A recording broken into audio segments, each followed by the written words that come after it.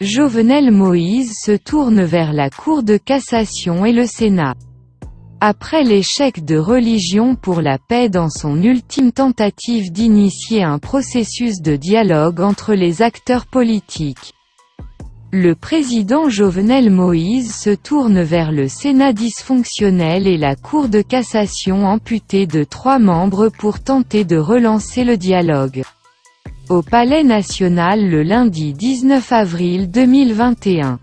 Le chef de l'État et les présidents des 2 autres pouvoirs en lambeaux ont discuté de la conjoncture socio-politico-économique du pays. Les acteurs politiques se regardent en chiens de faïence et le pays s'enlise chaque jour davantage dans la crise politique, le kidnapping, l'insécurité et le marasme économique.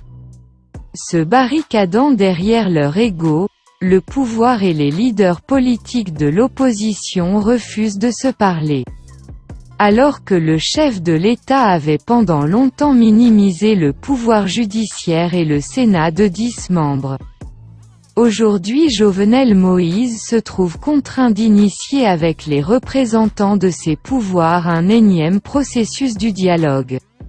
J'ai eu le plaisir de recevoir, ce lundi 19 avril, les présidents du Sénat et de la Cour de cassation pour discuter de la conjoncture socio-politico-économique.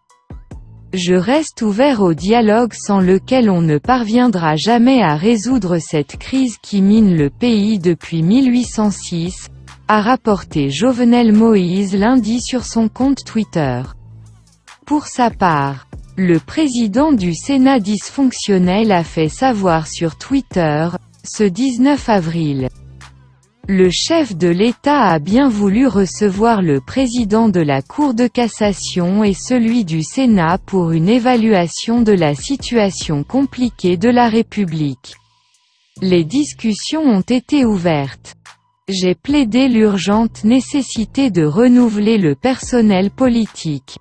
J'ai confirmé ma position favorable à une réforme constitutionnelle et j'ai soutenu l'inopportunité du référendum prévu au 27 juin prochain. J'ai conclu qu'un accord politique était indispensable entre nous Haïtiens. Le seul instrument capable de légitimer les dispositions sérieuses qui doivent sortir notre pays de cette crise trop longue, a ajouté le sénateur Joseph Lambert.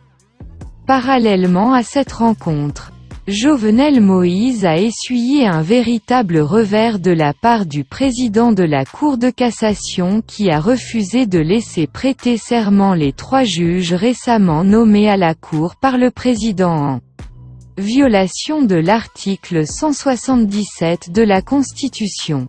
Par cette décision, René Sylvestre a obtenu une trêve de la part des juges qui avaient observé un arrêt de travail de plus de 2 mois pour forcer le locataire du Palais national à revenir sur sa décision consistant à mettre à la retraite 3 juges de la Cour de cassation.